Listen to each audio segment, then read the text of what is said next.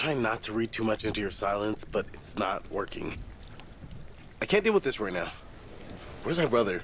I'll find him. You just hang out here. Hey, you seen my brother? Or Fliss?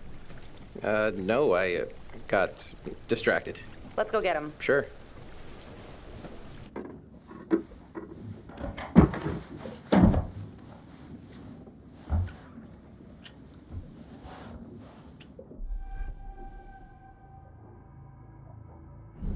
Coast Guard! The Coast Guard are here! What? Everybody flush their meth! We gotta get rid of all this meth! We can't let them take us alive! What the fuck? Oh, brother. Literally. Seriously, you can't fuck around like that, Julia. Oh, yeah, the beers. I was just getting them now.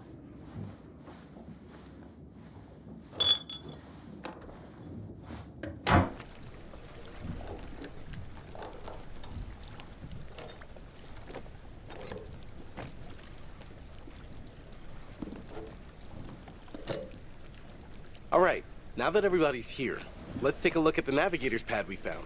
Maybe we can figure out why the plane was out here. Where'd you put it? It's in your case. Okay, I'll go get it. Hey.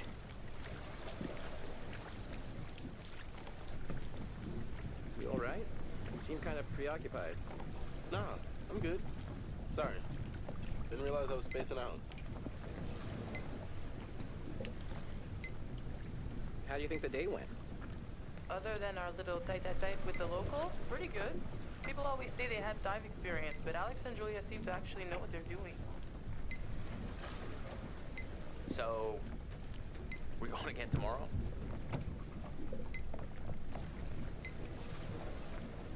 Yeah. That seemed a little too dangerous for my blood. Don't sweat it. I'll go down with you and we'll be fine. Hey, got the pad yet? Sorry, I got distracted. No worries. Let's go get it.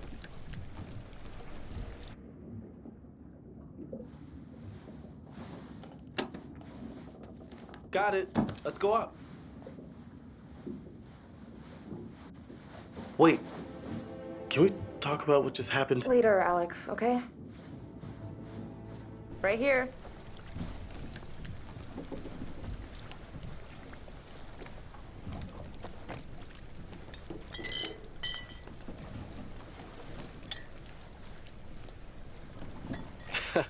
You'll get no resistance there.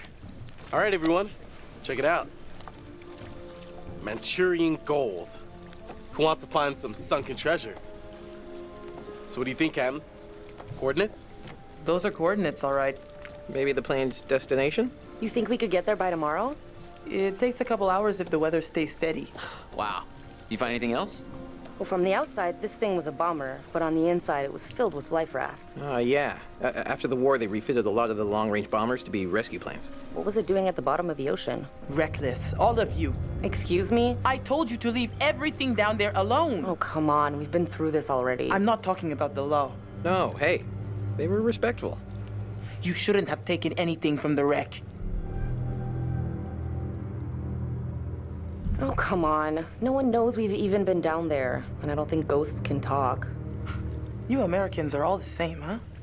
No respect for anyone else's traditions. You should have never gone down to that plane in the first place. It's bad luck. You think you can scavenge down there and it makes no difference, but every single thing you bring back has an essence. It's like a ghost you invite to the surface. Here we go. Huh. I never thought about it like that. You never think about much of anything. Well, maybe I never heard about such cool ghost stories. They're not cool ghost stories. Not like for fun. People drown in these waters and you have to respect their resting place. Damn straight. Brad, you got a fun ghost story, right? Yeah, I heard a story. Happened right around here, too. Let's hear it. We could all use a good show. I don't know if Brad is really the scary type, you know? Well, don't get too confident. This is a pretty scary story. Scare away, little bro. Okay, here goes. This story is true. It had happened right near here, in an old lighthouse. Classic setup. Wait, true story? Where'd you hear this? If you need to know, it's ripped right from the rotting pages of the terrifying, ancient in-flight magazine I was perusing on our way here. The lighthouse stood atop an atoll, isolated from the rest of the world, a lone beacon in the night, a sailor's respite. The lighthouse keeper would hear the waves pounding the rocky shore. One misty morning, he comes upon a woman covered in blood. She's stumbling down the beach. He hurries to her aid, and she falls into his arms, sobbing. As he hurries her back to the lighthouse, he asks where she's from. He doesn't waste any time. Smooth.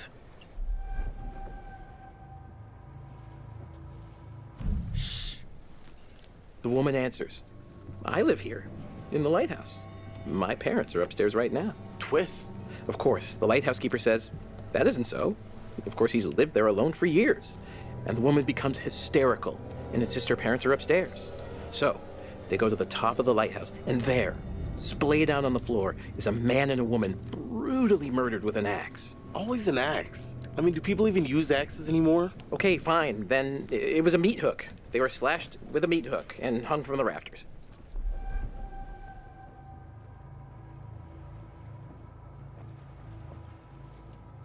Wait a minute, are you changing the murder weapon? I thought this was a true story. There's a lot of blood, a lot of carnage.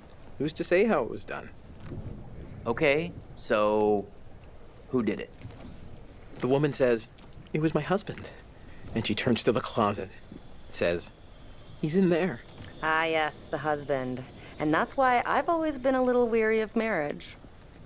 So the lighthouse keeper creeps over to the closet, opens the door, and, sure enough, there's a man inside. But he's sliced out his own insides with a meat hook. Horrified, he looks closer to see the dead man's face in the dark. Closer. Closer.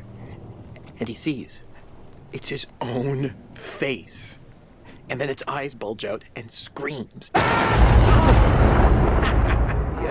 So gross. Horrible. Hey-oh, super twist. Nice. That's lame. It's not scary. Don't quit your day job.